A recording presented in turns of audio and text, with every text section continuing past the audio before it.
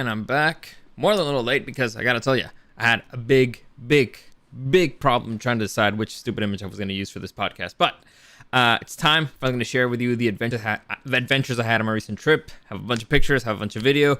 Hope you enjoy it. Welcome to the newest episode of SDW. Super Dario World!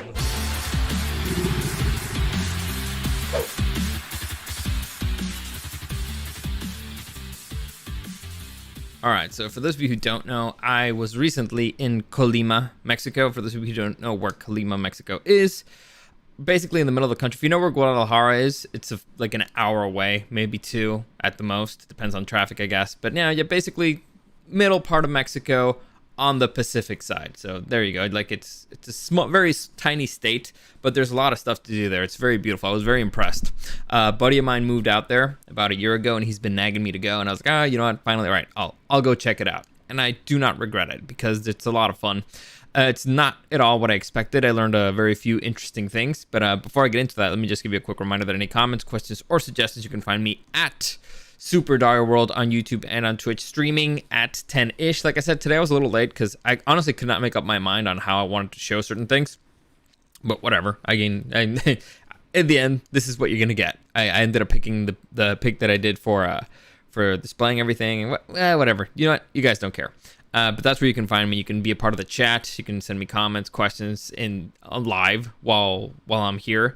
And if you want to check out, videos while I'm on my trip and stuff, or pictures and other stuff, you can always do that on Instagram at Super Dario World or at Dario SDW. Dario SDW is where I load most of my stuff, like the personal stuff. So there you go. So let's get into it. Let's talk a little bit about Colima. So first off, a couple of interesting things about Colima.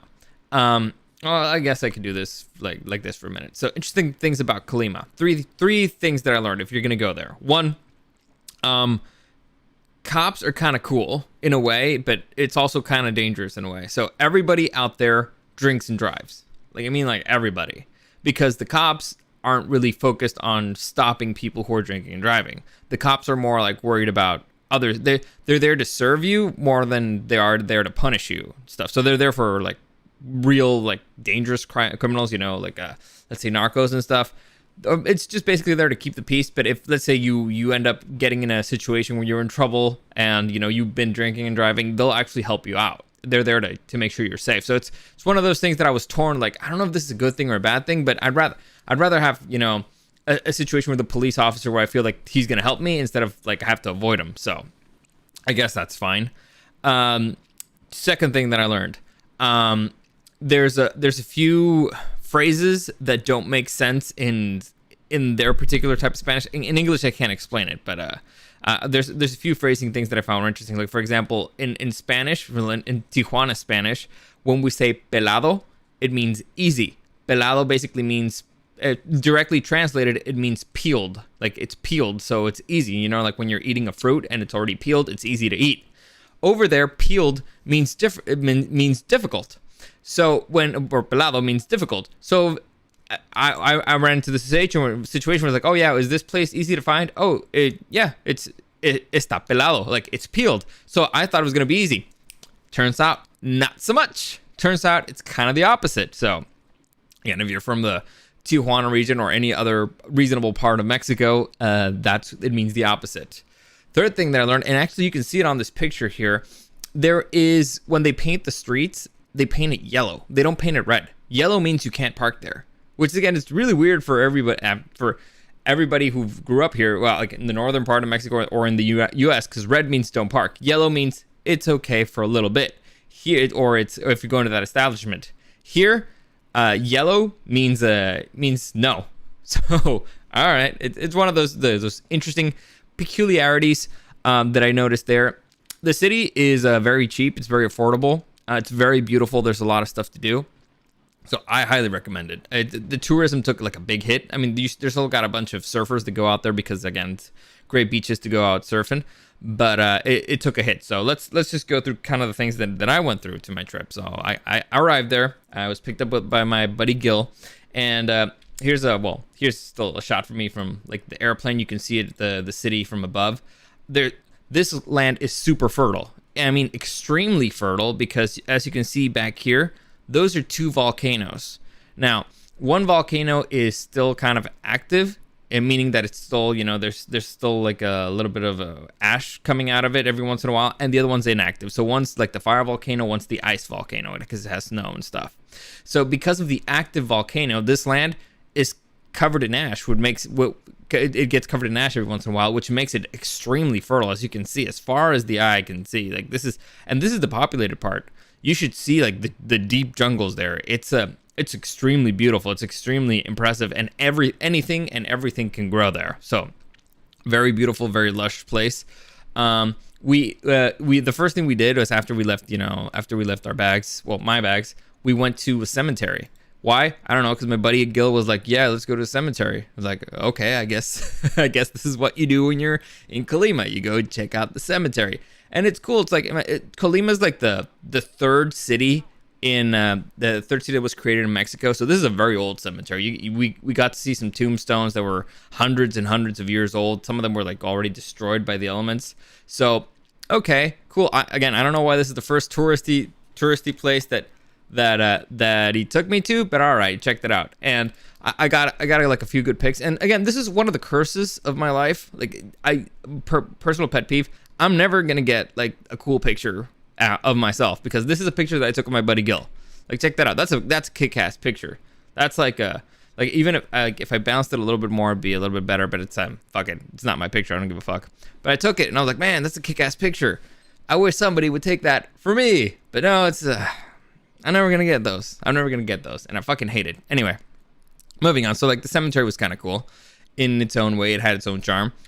Then we go through like we get to the center of town, basically the little plaza where the church is and the government palaces and all that stuff. It's very pretty, very old school, like old school architecture from, I think it's from the Porfiriato, but Gil says not. But I don't know. Who cares? Who cares what he thinks? He only lives there. We're checking out. There's like a little festival because they were getting ready for the Virgen de Guadalupe, the day of the Virgen de Guadalupe. So there's a ton of people going to the church. There's a lot of, you can see vendors on the street. It's very fun, very, very lively. And we basically just grabbed some food there, some local stuff that he recommended. I forget the name of a drink that we got, but it was delicious. It's not great. It's a drink that they make from palm trees. Like they open up a palm tree, they take some of the juices in it, and they make a sugary drink out of it. I'm on, and they put nuts in it for some reason. And you're like, why are you putting nuts in my drink? But it gives it like a nice little salty flavor, and you can chew it. So it's naturally sweet. They add a crunch to it, and they add the saltiness to it. So it's actually pretty good, delightful. I wish I could remember the name, but apparently they only make it here. I don't know. Well, I do know why, and it's because they have an excess of palm trees, and we'll talk about the palm trees in a minute.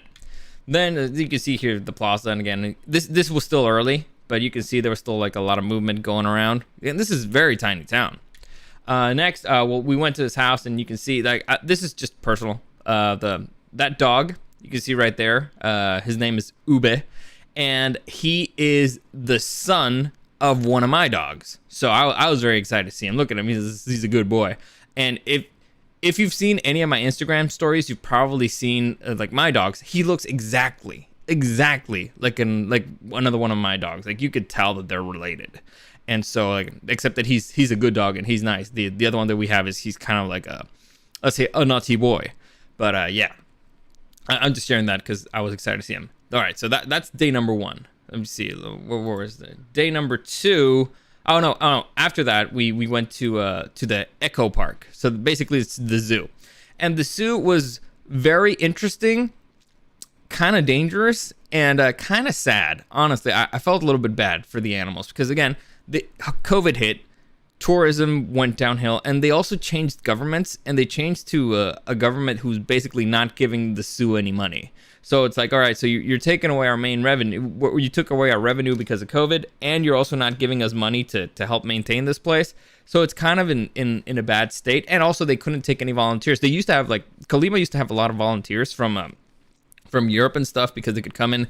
They could go to the Crocodile Sanctuary. They could go volunteer at the zoo.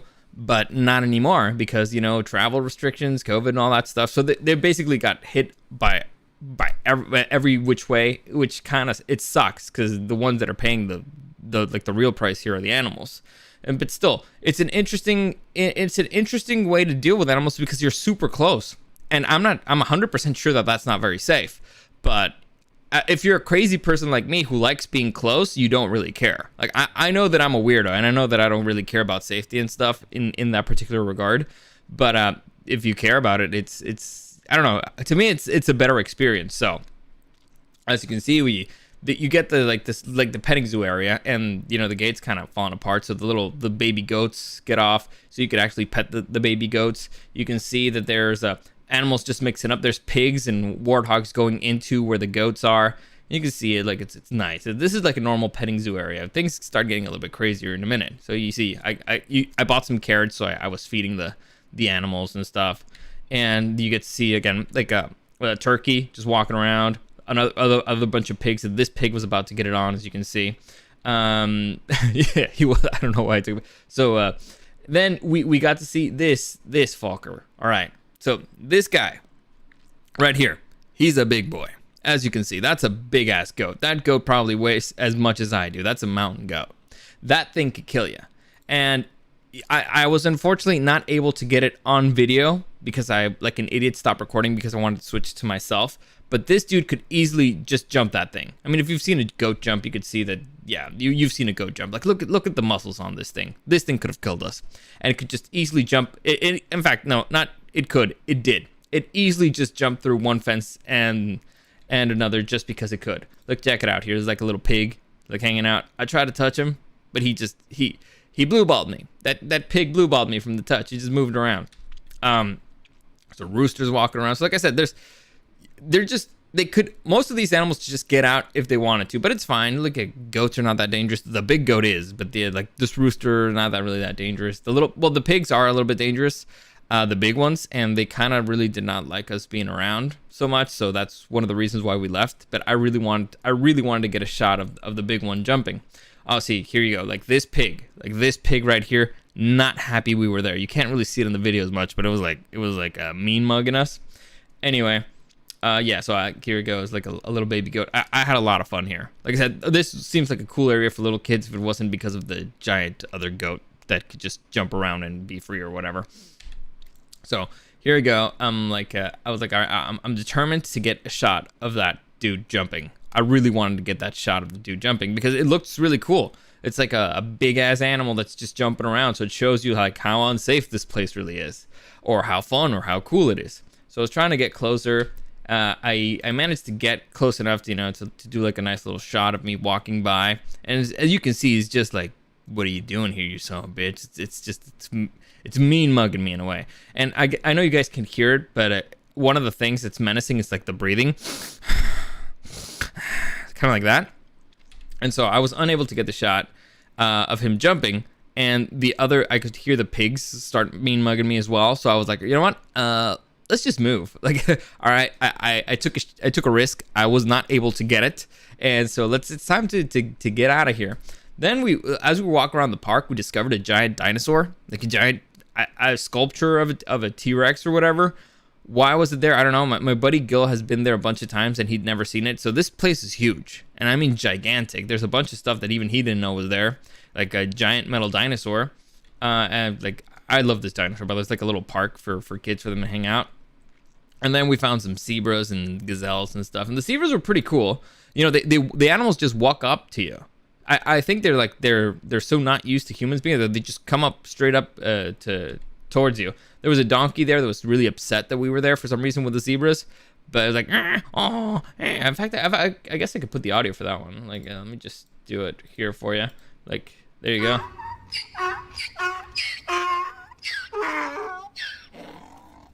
Yeah, so the donkey was upset. The zebras were like, get the fuck out of here, donkey. Like, we're interacting with these humans. So that was fun. Like I said, it's cool that they walk up all the way to you. Like, they're curious. Or they're really hungry. Either way, they walk up to you. And you can't pet these. They're not close enough for you to pet. And I honestly probably wouldn't. But there you go. I thought it was cool. I think it's the closest I've ever been to like a real zebra, not a donkey zebra like the ones that we have in TJ. Next, the hippos. Now, the hippos were quite an experience because you could see there's two massive hippos here. And one was just kind of like walking around. It was kind of walking towards us. Like you could see, like look at the size of this animal. Look at that beauty. It's kind of like walking around, and it looks like it was coming towards us. But then it like decides, you know what? Screw these humans. I'm going back in the water because it's super hot out here, and it is. It is extremely hot out there. The weather is terrible. But look at this thing. Look at that beauty. Look at that thing. Extremely dangerous. Probably the deadliest animal in Africa. I think number one is mosquitoes. Number two is hippos. Hippos hate humans for some reason, but as you can see, it looked big and beautiful, and it goes into the water. Then we go into this amigo, the other one that's in the water. And so when one goes into the water, the other one decides, you know what? I'm gonna step out of here and I'm gonna go and check these humans out. And that one, as he's walking out, he starts coming straight towards us. And I mean, just almost like a beeline towards us, but still it's walking. It's doing it kind of slow. So I took this opportunity, like, all right, it looks like it's coming towards us. I'm gonna just do like a quick little recording here because I'm gonna get it from the front. And, you know, I'm talking, I'm clowning around. I figured it's gonna do the same thing as the other one did, is, you know, just like started turning and stuff. But no, it actually like walked up to the area that we were. I mean, we're still divided by like a big pit, and I'll show you the pit in a minute. And so it walks out of the water, and it walks up all the way to the edge, like right to the edge of the pit. It opens up its mouth. It's wild. Like, it's wild. Like, I've never been that close to a freaking hippo. And so I'm like, this is fucking awesome.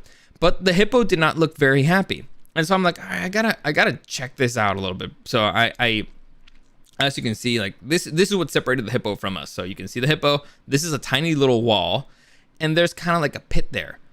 And I was like, man, this hippo could jump. Like, hippos run fast. They run faster than humans. So this thing, if it wanted to, it could just jump it. And so as it took a step forward, we decided to book it out of there. I stopped recording and we just booked it out of there. And we ran away. You can see now you can see from this video that we're not close at all. But, well, we're still like a little fence away. And you can see the thing, the hippo has its face, it's leaning on the wall. So it's like this. So it's all the way to the wall. Its face its chin is resting on the wall, and it's kind of like, it feels like it's debating whether or not it's going to jump it. Like, it could. If it wanted to, it totally could. It's strong enough. It's not that far. And I think it's just debating, like, is it worth chasing these humans around this park? The difficult thing here is that I really wanted to go rub its nose. Like, I really, really want to go to it, because when are you going to get a chance to rub a hippo's nose? But fortunately for me, I know how deadly hippos can be. So I was like, you know what? I'm not going to risk it. And so I just, we got the hell out of there. But yeah, it's one of those things like, man, this thing could just jump it and chase people. And I guess, again, security, not that big of a deal. But still, it's cool to have the hippo walk up all the way towards you. And again, if you're a crazy person like me who doesn't really care about that stuff, you're like, this was awesome. We saw like a camels and some ducks and stuff. Then I got to feed a giraffe, which is cool. That giraffe was kind of a dick though. It was like, all right, I'll take your food, but you can't pet me. So it's really cool to see. It's the tongue of the giraffe. Like, I've been in a situation where I've been around giraffes before. Like, if you see my Instagram, go back a few years and you'll see a video in Thailand. There's a bus. You're in a bus and you go through like a giraffe area, and the giraffes go into the bus. And so that's really cool. And there you can pet them and stuff. But this one was kind of a dick. It's like, just give me the food. Don't touch me, human. And so I was like, all right, fine. Eat the food, you stupid long boy. Next, okay, this is like a picture of it outside. This is really sad and really stupid. So they have a wolf enclosure, right? They have a gray wolf enclosure. Supposedly, this is for reproductive purposes. It's all females. So I don't know what dumbass is running that. And for some reason, you can't actually check it out. Like, this is not allowed, I guess, what we're doing, because we were kind of just like, we found a chair and we were stepping over the chair and we're kind of leaning into the enclosure. Turns out that the wolf enclosure is closed for tourists because of COVID. Why? Who knows? I do not understand what's the difference, why we couldn't just go and check them out. But for COVID reasons, the reptiles and the lizard and stuff, that area is closed, and the wolf area was closed. So I don't know why, but it seems stupid to me. But still, look at those pretty girls just walking around, having a good time. Next, we got to see some pumas, which was extremely bizarre because you have one puma, or a mountain lion, I guess you could say it, two right there, and there's another one here. I think another one shows in the video. So you got like three mountain lions in the same enclosure, and you're like, man, these animals are solitary. They should not be in the same enclosure, but apparently they get along. Like, what we spoke to the guys, like, yeah, well, it works. They're happy there. And the only thing separating people, like, I could have easily gone to the fence and, try to pet it or something. I mean, I would have risked losing a few fingers, but you could do it. Theoretically, you could do it.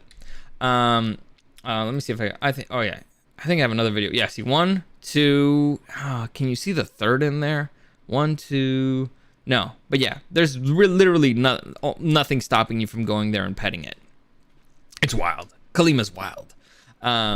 Then I got to see like a water buffalo. I've never seen a water buffalo up close. I didn't know how big they are. Turns out they're kind of big boys from Africa, or big girls. I think this is a girl. They took a picture of it. We found some, again, weird. This is a jaguar, and I'm pretty sure that those are leopards. I'm not 100% sure. I'm sure this is a jaguar, and it's really difficult to tell between a jaguar and a leopard sometimes. I think these are leopards though. And the thing here is, these again are solitary animals, so they have them in the same enclosure. It's very weird, but look at it. It's a beauty. Look at that big boy. Afterwards, we did find. See, I think those are leopards. It could be jaguars. I don't know, but we definitely for sure found another. This is a leopard for sure. And the look of that. They just walk up to the fence. There's literally nothing stopping me from putting my hand in there and just trying to pet it. Even you can see my buddy Gil is considering it, but no. So it's like it went all the way up to the fence, and then it went up to sit with its sister or brother or whatever. It's an interesting experience because again, all the animals walk up to you, and there's really nothing stopping you. Really, like if you wanted to, or there's nobody there to stop you, and the only thing that's stopping you is like a little fence. Nah, nothing's stopping you at all. So you can see they're hanging out.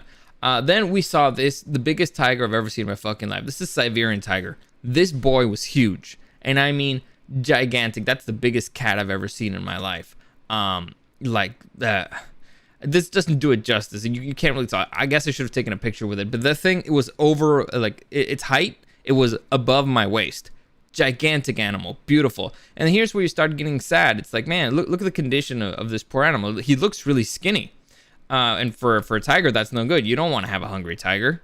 And here we ran into a situation where the tiger was kind of like done with us, and it was about to spray us. So you can see it. He gets up to the gate, he turns around, lifts its tail, and he's gonna spray us. So we just book it the fuck out of there. We just run. We don't want to get sprayed by a stupid tiger. So fortunately, we didn't get hit, but it was really funny because it's like, oh man, look at it. It's coming back. It's coming back towards. Oh shit, no, run. So that was fun. That was always fun. Next, we see this beautiful white lion. And again, look at him. He's like super skinny. He's by himself. And they have other lions there, but I guess this one, they can't put him with the other ones for reasons. But look at him. He's super skinny. Like he's all skin and bones. And it's all because, it's expensive to maintain these animals. And it's in a bad state right now. So you can see the other lions, they have more space. They can actually be around each other. But even these look kind of skinny. But, yeah, it's like I said, it's sad. It's cool to be around them, but it's sad. Then I noticed these. That's a wildebeest, right? If you guys saw The Lion King, these are the fuckers that did this. They had the stampede that killed Mufasa, right? And these things are just kind of like walking around in the park. Like they were just walking around. As you can see, that's a bench. This is not an enclosure. This is an open part of the park. Like humans should be walking through here, and they're just kind of walking around. And I'm walking this path, and I'm like, those things killed Mufasa. I'm not going anywhere near those fuckers. So yeah, like I said, Colima's a wild place, man. Next, we saw like panthers and stuff, and I love panthers. Panthers, basically, I think this is a leopard panther. Look at that beauty. Look at that beauty. They're just hanging out. It's two of them. Again, it's weird to have them both in the same enclosure, but whatever. Then we found the pumas again. There's another area where they got closer, so I managed to get like a better shot. And again, look at nothing's stopping me from touching it. Like literally nothing. just this fence that I could stick my fingers through very easily. So it's one of those things like, man, it'd be really cool to bring like a kid here, but also not, because kids are they're gonna lose a few fingers here. Fortunately, nothing's happened yet, so all right, or at least not they told me. Then we got like this little badger dude here who is, again, very easy to interact with. And badgers, they'll take a finger off. And you know, you see my buddy Gil trying to like pet it and stuff, and I'm like, dude, you're an idiot. That thing can and will hurt you if it has the chance. But it's a very pretty animal, as you can see. Look at it. It's super pretty. It sucks. Again, the conditions just suck. You want to be doing a better situation, but what can you do? Saw some turtles. If you guys like turtles, they're hanging out. We couldn't get to see the rest of the reptiles, but they were in an area outside. Got to see a big ostrich just hanging out with a bunch of water buffaloes, which was weird. But all right, I guess, you know, animals can hang out together. They can be buds. I like ostriches, by the way. They're like really big birds. All right. Some warthogs, an eagle. And then we got to see this emu. The emu is a touching distance. It actually, like, for those of you who don't know what an emu is, it's, imagine like a smaller ostrich, but they are extremely dangerous. In fact, Australia went to war against emus, and the emus won. So humans with guns could not win a war against a bird. And it's the only bird in the world that its feathers split into two. So it's a big, dangerous bird. And again, you could touch it. Like, it's a touching distance. And more importantly, it can touch you. So, but it's still, like, it's weird. It walks up towards it. It doesn't look menacing at all. It's just kind of like curious, like, oh, look, humans again. But look at the feet of these things. This looks like a freaking dinosaur, man. That's a velociraptor foot right there. So yeah, if it wanted to, it could hurt you, but it doesn't. It's just hanging out there. Colima's a weird place. Then we got to see like some crocodiles, you know, just hanging out there by the water. And then there's this boy right near the entrance. This is what you call a wolf dog. You can tell it's got you can see the dog on the face, but you can very clearly see the wolf on the face, right? And it's just hanging out by the entrance. Now, since it's a wolf dog, it's probably most likely it's a good boy, but it's still, this is a big animal. And from the distance, it's like, is that a wolf just hanging around? And when I asked one of the guys, they're like, hey, so is that a wolf? And he's like, oh, no. The wolf is probably somewhere else. So there's a wolf walking around. That's the key thing here. That's a dog to them. That's the wolf dog. The actual wolf is probably somewhere else around the park. And as you can see, it's kind of like a jungle there. So, all right, fun. Like I said, fun times around there in Colima. It's wild. It's wild. So that's how we finished up day one. The next day we went to the Crocodile Sanctuary, and that's something I was really excited about. My buddy Gil moved out there to work at the Crocodile Sanctuary, and then because of COVID, it kind of got shut down, so that really sucked. And the road there is super interesting. Like I said, you see these giant fields of everything growing. And I saw the most amount of palm trees I've ever seen in my entire life. I'm talking miles and miles of palm trees. And again, it's because it's really fertile ground, super fertile. They grow everything there. Lemons, oranges, mangoes, papaya, pineapple, coconuts, everything you can think of that could grow, they grow there. And the thing that I was most impressed about was the palm trees, because I'm a California boy. I grew up in California. I've seen a lot of palm trees in my life, and I was like, holy shit, this is a lot of palm trees, a lot of them. So you get there, I like this mountain. Like, you can see, like, it's a very wild mountain. It's just, again, we're deep in the jungle here, guys. We're deep in the jungle now. And then we arrived at the Crocodile Sanctuary, and this place, again, also complete and total disarray. It's super beautiful, but COVID hit it hard. Again, they used to have volunteers that would come here and help out, and then because of COVID, they couldn't. Last year, they had flooding, and the flooding was so bad that it actually destroyed this kind of little gazebo thing that they had in the water. They still haven't been able to fix it because no funds, because tourists aren't going there because of COVID, and volunteers aren't going there because of COVID. They can't.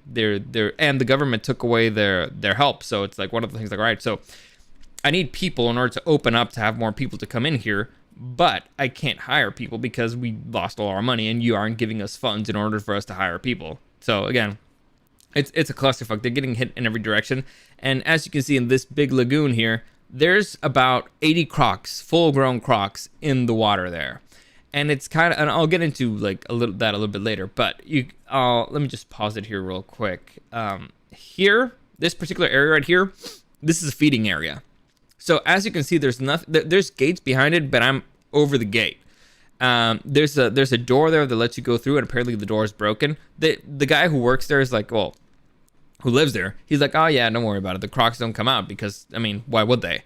They know all their food's in the water, and the feeding area is here whenever, you know, they give them a little extra or something. But crocs do come into this area. They just don't go through the fence. And so I just walked into that area because I didn't see any crocs there. And my friend's like, are you fucking crazy? Crocs could be there. And I'm like, that's why I'm here. I want to see the crocs. So again, it's one of those things that maybe I just don't care about safety or whatever, but I just really want to get a close-up shot of the crocs. I really wanted it. And so we got to see like kind of the little ones that they're taking care of. Like this is maybe a year old, maybe more. You can see like they have small ones there.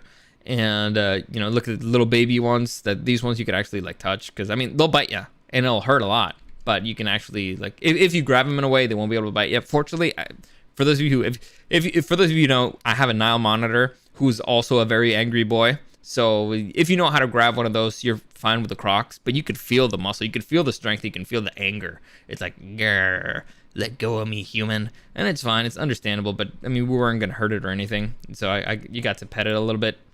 Again, if it gets you, it'll hurt, but it's not. It couldn't like actually like break my finger or something. At least I don't think. It was way too small. So I mean, small. That thing's kind of like big. What is it, like over a foot long? So small in terms of how big these boys can actually get. And to me, it's like a dream come true. I'm like, I get to play with a gator, not a gator, a crocodile. And so you get to see some of the other animals. Now, these they have in captivity, and I learned this in Florida. Certain animals you can't release anymore. Like once they're in captivity, you can't release them. And there's certain crocodiles that do that. First off, they're a different breed from the ones that are native to that are in the lake. So you can't mix them up. That would be horrendous, or they would kill each other. And these in particular, they could not. They were basically captured because they ate stuff. So it's a sanctuary. They try to keep animals alive there, but again, it looks like the water's dirty, but it's because it's water from the lagoon and stuff. It looks really bad. Like when I was there, like, man, it looks like that guy has his eye injured, and one guy here has a tail injured. But the guy was like, they're crocodiles, they'll fight. And unfortunately, we don't have enough space or the funds to create more space for them, so we kind of have to put them together. So it's like, all right, put them out there or put them down, or kind of put them together, and they'll be like on top of each other a little bit, and they'll fight every once in a while, but they'll be alive. So it's one of those situations like, this is just sad. It's sad. These animals, they should have more space, or they should at least have funds to be taken care of. Next, all right, so I went up to the lagoon because I noticed one, right? I was like, oh man, that there's a gator there peeking out of the water, and it's not an enclosure, it's an actual like gator outside. And it was kind of curious about us, so it approached us a little bit, but still maintained kind of like a distance. And I'm hooked. I'm like, all right, this is, oh man, if it gets close enough, because so far my experience in Colima is that animals walk up towards you. So I was like, all right, okay, maybe they'll come out. I think this is a female because she looks really small, or maybe it's a small boy. Who knows? Whatever, doesn't matter. And so I'm like, I went into my Steve Evan, you know. Like, oh, I'm here in Colima, and check it out. I got a little gator behind me. Well, not a gator, it's a croc. I keep mixing them up, and I'm probably sure that they'll be very upset. But here we got a croc, and it looks hungry, and we're food. So, we're probably not supposed to be here. And, well, actually, we were. But the thing is, this thing was falling apart, so maybe it was a little bit dangerous. But whatever, it doesn't matter. I was excited because I got to see a croc very close up, and you can see again the water kind of fucked this thing up really badly because of the flooding, but I thought it looked really cool. You could see a few more of the gators that they have in the enclosure. Then we got to see like one of the big boys that they have in the enclosure. Like, this dude is a monster. Like, this dude's a dinosaur. This dude was like 7 feet long or something.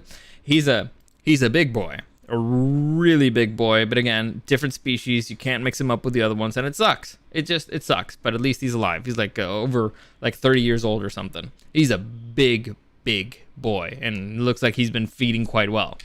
So I got a bunch of pictures of him. Like, I saw some turtles. Like, dude, I almost did not see the turtles here. Like, you can see like how turtles can camouflage themselves really well, and these two, I was like, oh my god, there's actually turtles there.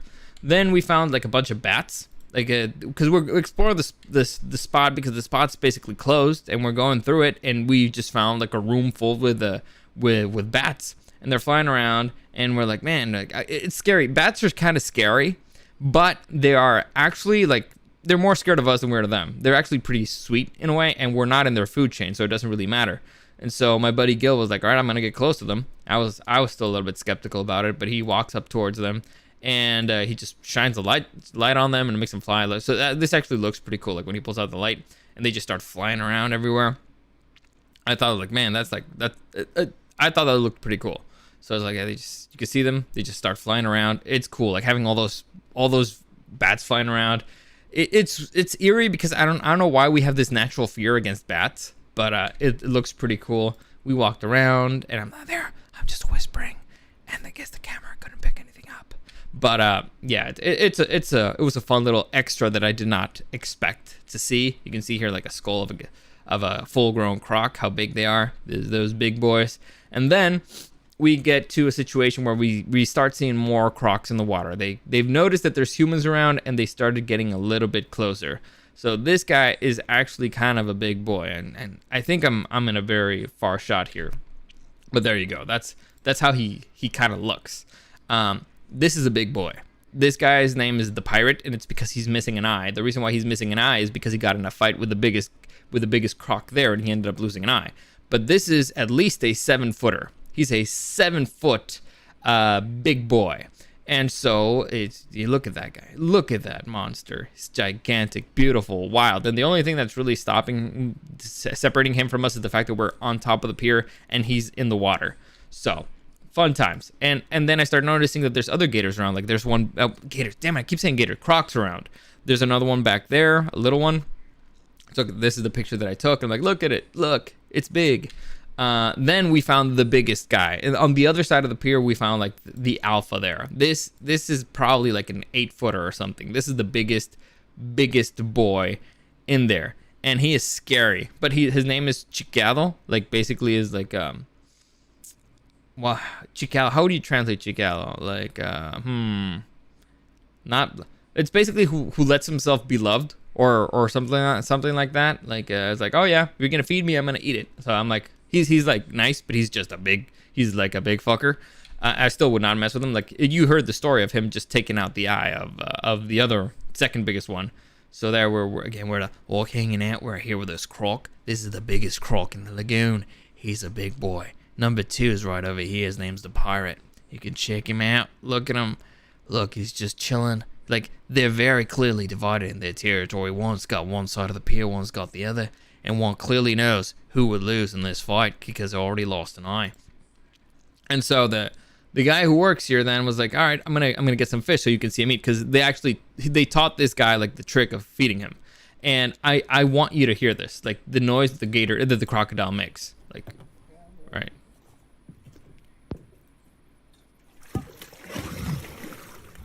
Did you hear that? Did you hear that beautiful crocodile noise, and then the grrr, like there you go. Like you hear, first off, it's like a blunk. It almost hears like you're hitting like a basketball or something. That's the snap of the jaws, and then you hear the grrr. So I'm gonna play that again so you can check it out.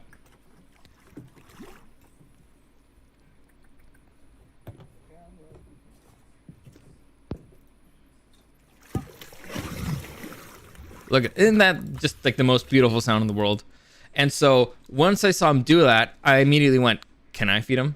Can I feed him?" And he was like, "Sure." I was like, "Yes." And my buddy Gil was like, "You're fucking insane." But I was like, "I don't care. If I get a chance to feed a croc, I'm gonna feed a croc, especially the biggest croc here."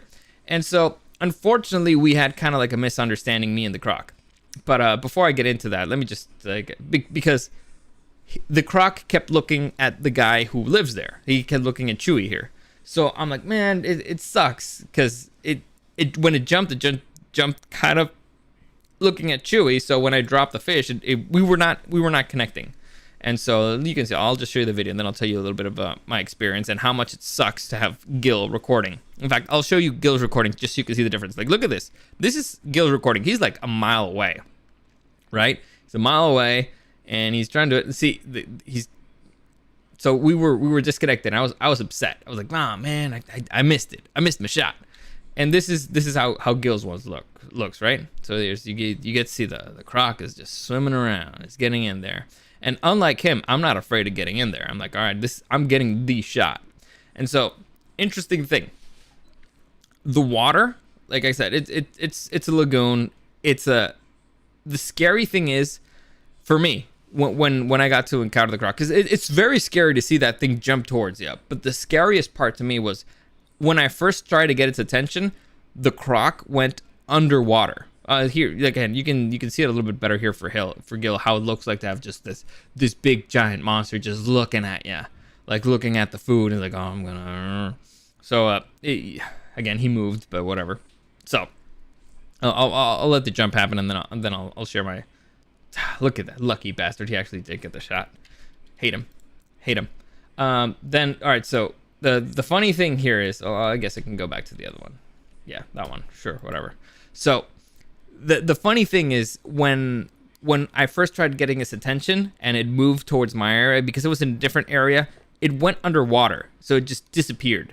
The moment that it popped up right in front of me, like right where it is, and it was, let's say, 2 inches of water, and then I could see it. Like, until it was at 2 inches of water, that's when I could actually see it. And I realized, holy shit, this thing could be filled with crocodiles all around us. And if they're if they're 2 inches from the surface, we won't be able to see them, which is kind of terrifying and kind of awesome at the same time.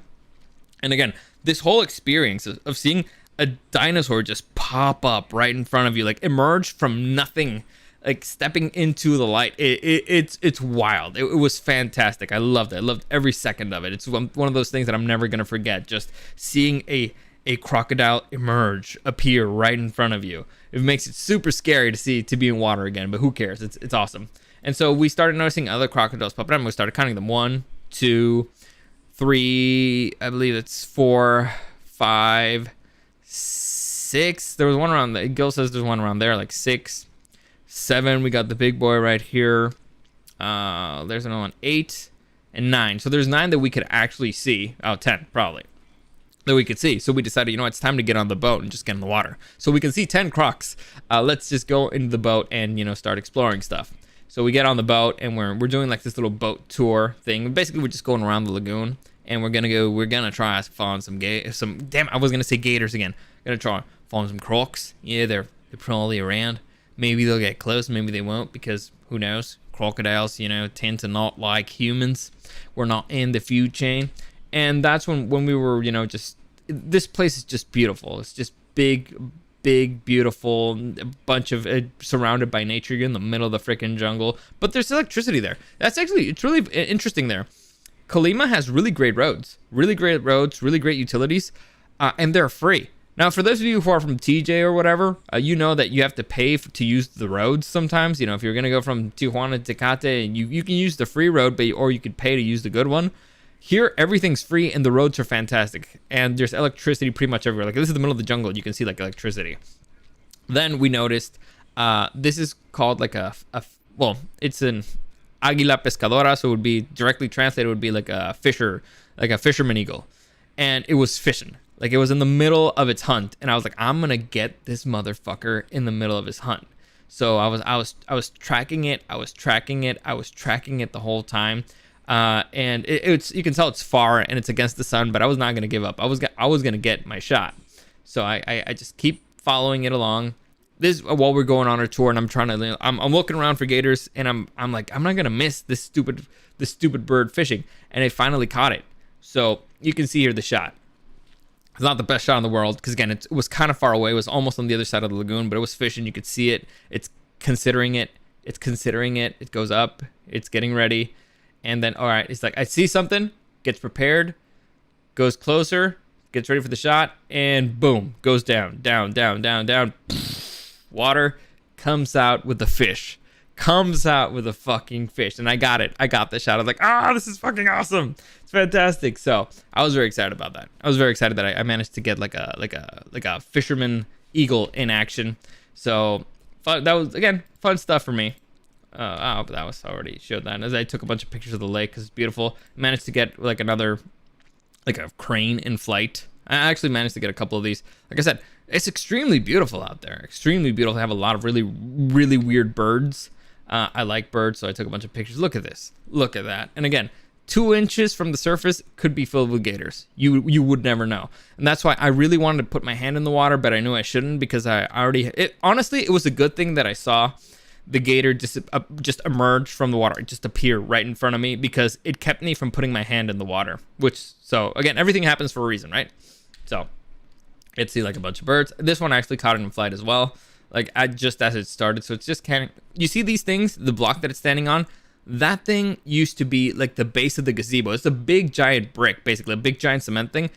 With the flooding, it pushed it all the way out there. This is the other side of the lagoon, and it got pushed all the way out there because of the heavy rains, and that's why the structure collapsed. So there you go, got it in flight. Look at that beauty. And it cost, so it went from all the way over there all the way over here because of the flooding, the giant cement thing. So there you go. This is kind of how it looks from this particular angle. It's a beautiful place filled with a bunch of birds. These birds, they make a really weird noise. I can't do the noise, but it's like, ah! It sounds like almost like a predator's around. But look at it, beautiful. We found one, a croc, just in the water, and it's really funny because you're gonna see it disappear. And when crocodiles disappear, you can tell they were there because they just leave like a path of bubbles.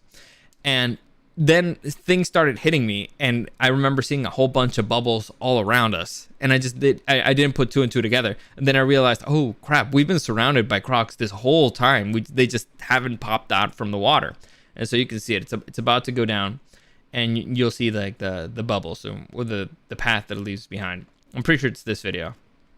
Might be the next. Oh, I see. So it goes down, all those little bubbles, and you could see those all around us. It was wild to realize that. So you got to see how it looks there. There was a woodpecker around. You could see like the bird. You can't see the bird. The bird's in here. That's the tail of it. But it's like it just made a bunch of holes in the palm trees, and apparently that's where the woodpecker lives. So, like I said, really cool stuff. For me, I was fascinated. I love crocodiles. I love reptiles, and I was overjoyed to be here. And that's when things got even better. So we noticed that the pirate guy, the number 2, was let's just say in an optimal position for us to interact with it. And so he's kind of like, you can see it, he's right next to the shore, right next to the feeding area, but he's turned around. So the guy who I wanted to get a shot of the big guy. So I went into the feeding area again to see if I could, like, all right, maybe I can get it a little bit closer or something. Maybe I could, I don't know. It wasn't a good idea, but it wasn't a terrible idea because nothing bad happened. So the guy who works there was like, all right, so this guy is turning around. I'm going to see if I can coax it to come to land a little bit, because you see he's got a fish. He wants to see if he can coax it. And when he steps over there, I was like, oh, yeah, see, he threw a fish at it to see if it could make it turn. And the croc was just not turning. So I was like, hey, can I go over there? And he was like, sure, just make sure you can run away fast enough. And I was like, all right, cool. So I'm over here. I'm standing a couple feet away from this dinosaur. Right? Look at this 7-foot monster. If this thing turns around and comes at me, it could probably kill me very easily. But I'm not in its food chain, and the guy who works there is there. So I'm like, you know what? I'm not really worried. Also, my buddy Gil had like a weapon because he felt he needed a weapon. But it's one of those things like, all right, if he's not scared, I'm not scared because he knows what he's doing, and I'm gonna just trust the guy who's the crocodile expert, right?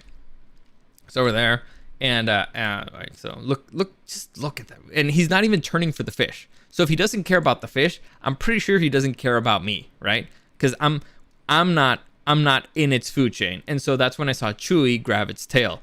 So I was like, Chewy, can I grab his tail? Like, can I touch him? Because it's a wild gator. I'm sorry, God damn it, it's a wild croc. Can I touch him? He's like, sure. So again, they don't give a shit about safety, but here you go. Like, I just walk up, grab the croc by its tail, and holy shit, let me tell you something.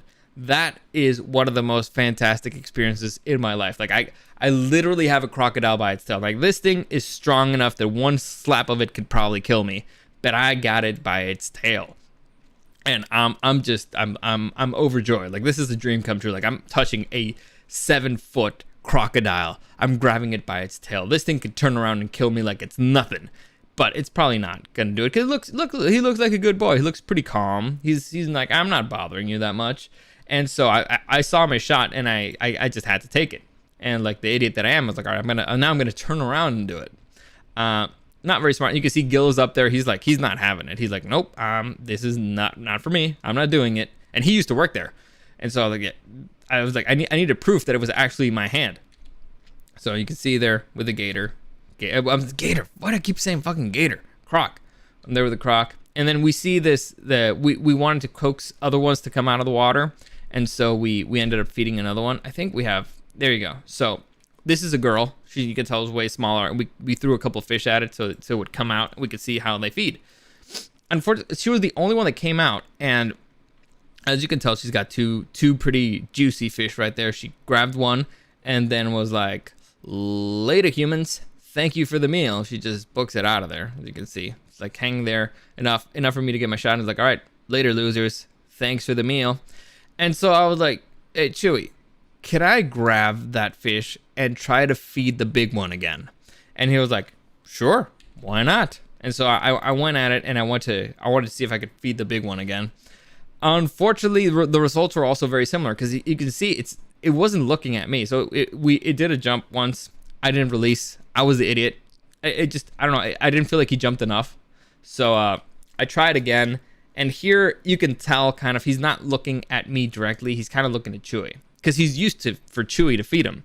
And so I'm like, we missed again. We missed. And I was like beyond disappointed. I was heartbroken at this point because that was the last fish that we had. Like, God fucking damn it. But, you know, it was close. I still got to see him jump, open up. Like, imagine like a croc just with his big open jaws just coming at you like, ah.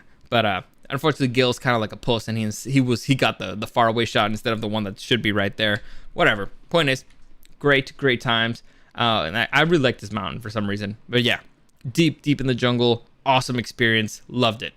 The next day, we decided to go deep into the jungles again to find a place known as El Salto. This is a waterfall, basically, right? And so this is a big, again, deep into the jungle, middle of the jungle, and you can see this beautiful waterfall that turns into a river. Well, this river that turns into a waterfall that turns into like kind of rapids, and it just continues on there. You can see like this little path there. It's just a beautiful place, just a beautiful place, like pure like natural beauty, and it makes you want to kind of like jump in the water because look at that water. It's just big, it's blue, it looks so clean.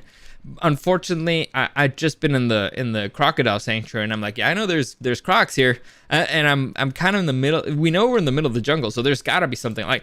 So my buddy Gil is like, all right, let's go in the water, and I'm like, dude, there's things in there. And he's like, nah, there's nothing in there. I'm like, dude, everywhere you turn, there's something alive. If you turn, there's spiders. You turn, there's frogs. You turn, there's mosquitoes. You turn in the water, there's things in the water. This is fresh water in the middle of the fucking jungle. You're telling me there's not something alive there? You're crazy. But we moved a little bit further down, and we found like this, again, it turns into kind of like a little bit of rapids here. Not so much, but the water is kind of strong. It's just, it's very light. But you can see like this is the path. If you keep going in that path, you'll end up in the waterfall. Over here it turns to rocks. These rocks are actually extremely painful. If you ever end up going to this place, it's called El Salto. I recommend that you bring some kind of like a shoe, like a water shoe. You'll need it. Like this thing was extremely painful. My feet hated me after this trip, but it was still totally worth it. And we did end up going in. Well, like I said. You look around wherever you are. There's no humanity here. There's no civilization here. You have to go through the jungle in order to get here. And so we're like, all right, so we're gonna go in the water, I guess. We'll see what happens.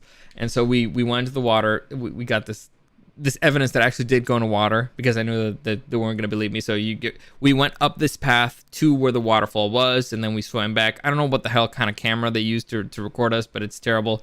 But you can see I actually did go in the water, and afterwards I really regretted it because now my ear hurts, like my right ear hurt afterwards, and I was like, did something get into my ear? Did something swim up in my ear and now it's there and it hurts? And fortunately it's better now. It's been a few days, but I was freaking out. I am kind of like a bit of a hypochondriac in that way. So then this is the path to getting there. There was a rock slide on the road there, so you could see, again, this is the middle of the jungle, massive rock slide, and we got it on the way forward. We got to see it on the way forward and on the way back. So you could tell this thing just collapsed.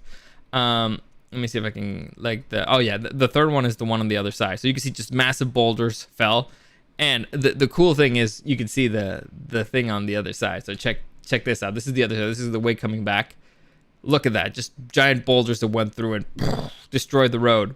But this road had to be fixed immediately because this is the road to a mine, and the mine is kind of important for the economy of the state. So they fixed that immediately, but still they left the massive rocks there, and I don't know if it could keep collapsing it soon, but it looked like it could. So again, safety not one of the biggest concerns over in Colima. What the hell is this light that's hitting me? Where's that light coming from? Who is it? Oh well, I guess it doesn't really matter. So that's El Salto. And the last thing that we did, the last day we went to see the ruins. This is called La Cabana.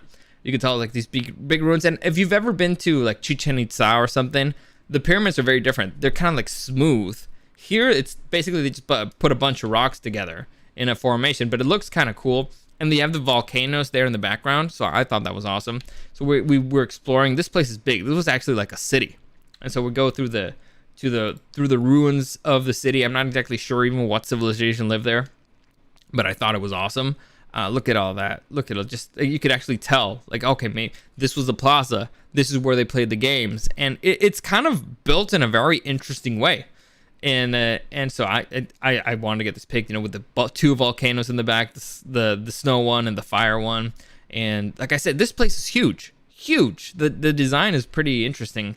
How they managed to do it. I love going through stuff like that. For a minute there, I in my life I considered being an archaeologist. So to me this was great. We also found a tomb, and so we decided to go in and explore the tomb. How smart this was, I don't really know. Damn it, I forgot to flip the camera. But you see these things in there? Those are bones. Those are human bones. And actually, I got another shot of it in there. So you got to see in there, those are human bones, or it looked like human bones. Maybe they're props. I don't know. But it looked pretty creepy, and I don't know if we were supposed to get in there, but we did. So, whoops, sue me. I don't care. Again, look at this. This place was huge. So yeah, you don't even see the big pyramid here anymore because you're so deep into it. It was a sprawling city, and now it's all dead. You see it's got grass and stuff, but it's like nobody lives there anymore, and the structures at the top they're destroyed. Nothing there anymore. And the last thing that we did is we went to the beach. So the beaches in Colima are pretty interesting. They say that they're extremely beautiful, and there's other ones. Again, this is the road. Just everywhere, the palm trees galore everywhere. Like, again, California boy. I was shocked at how many freaking palm trees there were. It looked so beautiful, extremely beautiful. And even if the weather was not the best, it's a little bit overcast, but still it looks extremely beautiful, at least to me. I was beyond impressed by all these freaking palm trees. I don't know why, but I get impressed by the weirdest things. And so, like I said, this is like a 30-second video, and it's nothing. Imagine miles and miles and miles and miles of just palm trees. And this was a different road that we took the day before. So this is the beach. And as you can tell, the ocean is kind of wild that at this point. It turns out, and we found out that normally it's the Pacific Ocean. The Pacific Ocean is kind of aggressive, right? If you're from California, you know this. The Pacific Ocean can be kind of a dick sometimes. So it's naturally a dick. And over here, there was a whirlpool going on. So it made the ocean extra aggressive. And of course, we're morons, and we were like, we're gonna go boogie boarding. Here's a fun fact. You see the sand there? It's black. I don't know why the sand in this particular area is black. There's other beaches that supposedly are they're normal and beautiful. There's a beach that is known as La Llorona. I'm not even sure if it's this state or Michoacan, but it's known as the Llorona because when you step on it, it cries. It's like, yeah. I really want to go there, but we couldn't. But anyway, the sand's black. I think it has to do with the volcano. But right here, if you can see it, you could tell that there's a bunch of rocks there. Now the water goes the ground goes very steep very quickly, like 2-3 steps in and you're already knee deep, right? Maybe even more. And so for using the boogie board, you could only go in a few feet, and that was good enough for you to use it. And again, the ocean was extremely aggressive. So you get on the boogie board, it moves you like a foot or two, and you already reached this area of rocks, and it's basically just like it chops you up. So it ended up slicing my leg pretty badly. Like, it was not a fun experience because, again, these are a bunch of stupid sharp rocks that are right there at the edge that you can't see them as you go in, but you can feel them. And so it's like going through almost like sandpaper. So imagine you're boogie boarding on a very aggressive wave, and it ends up throwing you at a bed of sandpaper. And your legs are kind of exposed. Like, your torso is fine because you're on the boogie board, but your legs are just going to be sliced up by this stupid bed of rocks. So, like, it's very beautiful. Like, it looked very nice. I took a bunch of pictures and video of it, and you can tell, like, this is not a happy ocean. Like, this is a let's say, and this is where it was actually a little bit calmer, but it was very aggressive. Very, very aggressive. And like I said, just hidden here, right here on the edge, you can start seeing the rocks. And so, again, we're kind of dumbasses, and we decided, let's go for it. Even if the lifeguard said we don't recommend it, but I was like, you know what? Screw you, guy. You don't know what you're talking about. It's only like it's your job to keep us safe. And also at that point, we're like, well, we'll look like pussies in front of the lifeguard if we don't do it. And I'm like, I can't look like a pussy in front of a total stranger. That'd be ridiculous. So we went in for it. It was a bad idea. Like I said, I ended up slicing my leg a lot. Ended up getting like pretty badly. And the thing is, one point, like a wave just hit me like really hard, like right in the torso. And so I tried to kind of like stand. Well, first off, if your legs are underwater and the water's coming at you aggressively, it's like you're getting hit by a bunch of rocks. Very, very painful. It's like it's just flying rocks at you. So it's hitting you in your legs. I had a bunch of little bruises in my leg that I really can't show you right now. But it's like a bunch of really, really painful things. And it ended up kind of fucking up. Like it looked almost like an infected bug bite. But no, it hit me really hard in one tiny spot. And I ended up bleeding like internally. So that was the issue. So if I would have popped it open, it probably would have been fine. But you don't notice it until it gets really bad. And one of those times, a wave hit me. It was a solid hit. And in order, I tried to put my foot down in order to get a little bit of resistance. And I just stepped on a bunch of rocks that were kind of pointing up. And so I ended up bruising the sole of my foot extremely painfully. So it was just say, it was not a fun outing at the beach. It was not. We should have waited for the whirlpool to get out of there, but we didn't want to. We really wanted to get in. But here's the thing. There's a restaurant right there. If you could tell, like one of these videos. All right, so there. You see these palapas? If I actually would have continued, my shot there, that's a restaurant. So the restaurant, what it lets you do is you can bring your own cooler of drinks or whatever, and it gives you a table. So we had a cooler full of beer, and it's like, all right, as long as you order food here, you're good. You can keep your stuff here. You can keep your towels. You can keep everything. We'll look after your stuff, and you can go in the water, but you have to buy food here. So that was actually pretty cool. That was actually a fun experience. So there you go. Eduardo Sanchez, wear your chanclas. I should have. I had flip-flops, but I'm not going to wear flip-flops in the water. That's just crazy. And so, yeah. So that was overall, like I said, overall, great trip. Fun experience. Awesome. Cheap. I barely spent any money. I got to do a whole bunch of things that to me were like once-in-a-lifetime things. Like grabbing a 7-foot crocodile by the tail. To me, that's priceless. That you can't put a price on that. I learned a lot about the culture. I learned a lot about stuff about Mexico that I didn't know before. The people there are super nice, and they're in a bad spot. So it was like, all right, you know what? It's tourism needs to come back here. And for some reason, the government's stupid and it doesn't push it as a touristy spot. This is a great touristy spot. Like I don't know, they push Cancun, they push a bunch of other things, but this is like for surfers, it's fantastic. For nature lovers, it's fantastic. Like if you like, I don't know, people who like going on hikes and going to waterfalls and stuff, there's a lot of natural beauty in the state that they're just not taking advantage of. There's a lot of really interesting things. Again, it's mostly safe, except that they don't really care about safety. Again, if you heard my part about the the eco park and stuff like that, or the fact that they let you go and touch skaters, or maybe they just let you live. It's like, you know what you're doing, you're a grown up. And so far, from what I looked up, there's not really accidents that happen there. So I don't know. Like I said, I just had a great time. Highly recommend it if you're looking for a place to travel. Cheap, fun, a bunch of once-in-a-lifetime experiences. And I barely scratched the surface of it. There's a bunch more lakes. There's a bunch more waterfalls. There's a bunch more rivers. There's a bunch more beaches. So I'm definitely going to be going back. I recommend that you check it out as well.